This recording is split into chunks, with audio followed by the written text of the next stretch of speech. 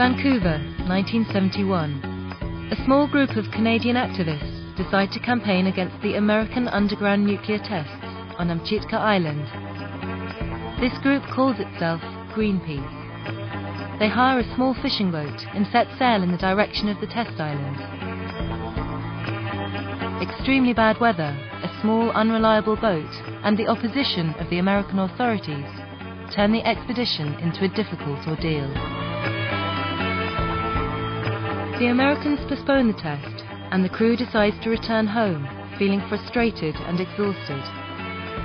In spite of this, media attention for the action is overwhelming and creates a storm of public outcry against the American nuclear tests. On the return journey, a stop is made at Cormorant Island on the Canadian west coast.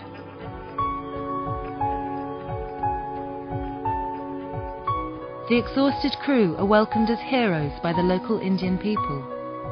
During a ritual gathering, the Greenpeace activists are made honourable tribal members.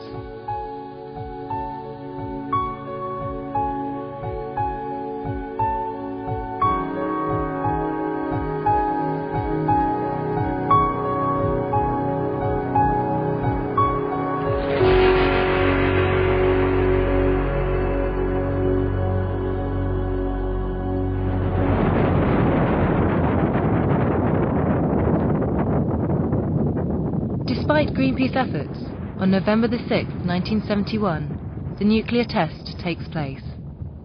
Public outrage is enormous. America finds itself forced to abandon the nuclear tests at Amchitka, and the island is declared a nature reserve. The voice of Greenpeace is heard, and their non-violent protest tactics work. The success of this action inspires further actions.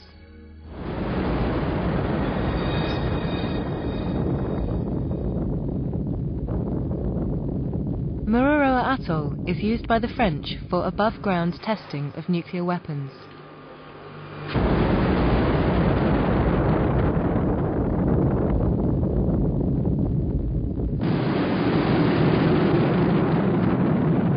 Greenpeace's conflict with the French government proves to be one of its toughest and longest.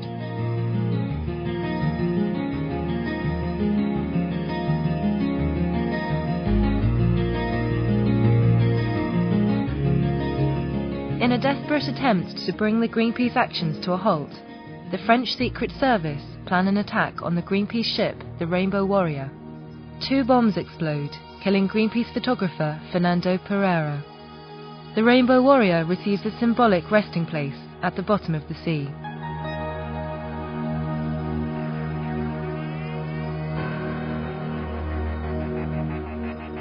In 1974, due to huge international pressure, the French decide to halt the above-ground tests. At the end of the 1970s, Greenpeace turns its attention to other campaigns.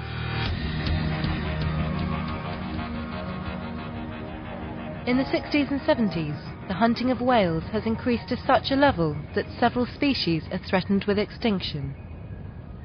The International Whaling Commission, the IWC, is set up to regulate whaling. However, countries like Japan and Norway completely ignore these rules. Greenpeace actions against the whaling fleets make the world aware of the bloody catastrophe that is taking place in the Northern and Southern Oceans.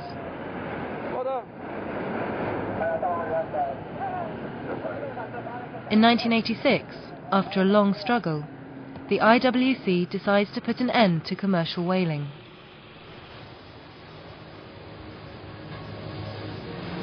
In 1994, the IWC declares the seas around Antarctica a whale sanctuary.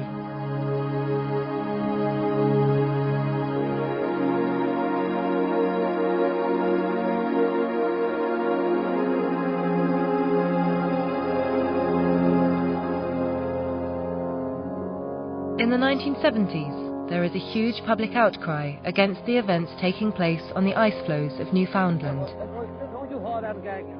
Year after year, Canadian and Norwegian seal hunters club to death thousands of young seals for their pelts. These white pelts are a popular luxury item in Europe and America. Greenpeace journeys to the killing grounds to confront the hunters. These images have a tremendous impact and shock the entire world.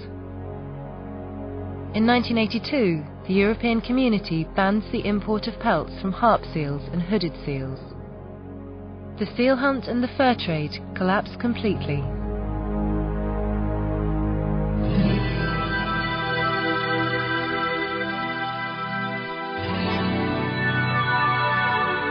Greenpeace quickly differentiates itself from other environmental organisations. The spectacular actions gain the attention of the media worldwide. It is the wave of public outrage which is sweeping the globe that becomes the instrument of change.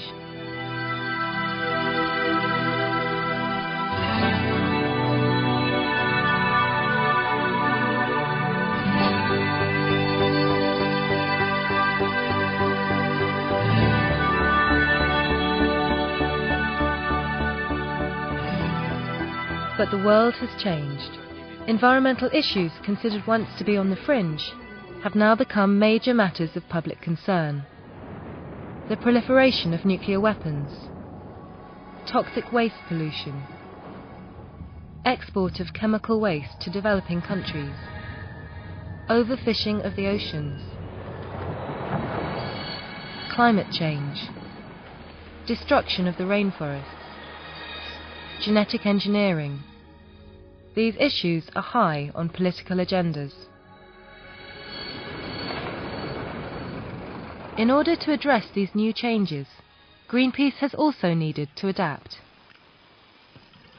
Although direct action still remains central to Greenpeace activities, these actions are supported by thorough scientific research and political lobbying. Success or failure in your efforts to save the world will not be words. The sole measure of your success will be the actions your words become. Thank you. The story of Greenpeace is the story of how a handful of determined activists developed into a professional, globally respected environmental organisation that cannot be ignored. Its modern fleet is ready to respond to any possible threats to our environment, anywhere in the world.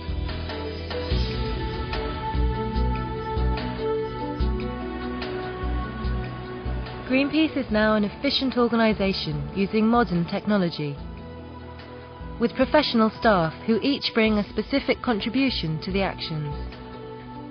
Much is achieved with the help of millions of supporters and offices in many countries throughout the world.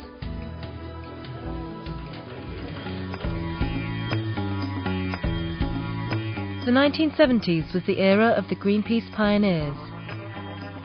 With limited resources, they achieved many impressive results. But the work of Greenpeace did not end with these successes.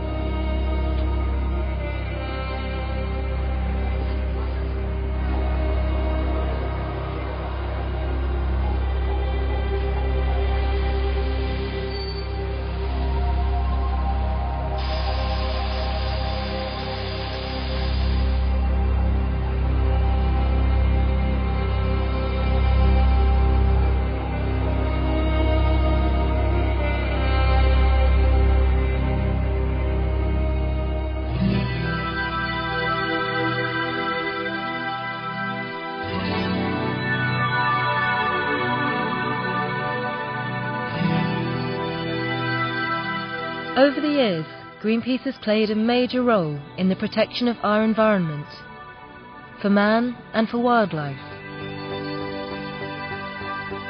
It has also promoted environmental awareness and education, for example, proposing environmentally sound solutions to replace environmentally unfriendly technologies.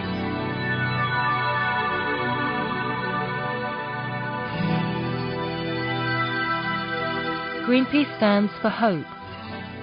The hope for solutions to the environmental problems which confront our world. By taking direct action, Greenpeace shows that change is possible.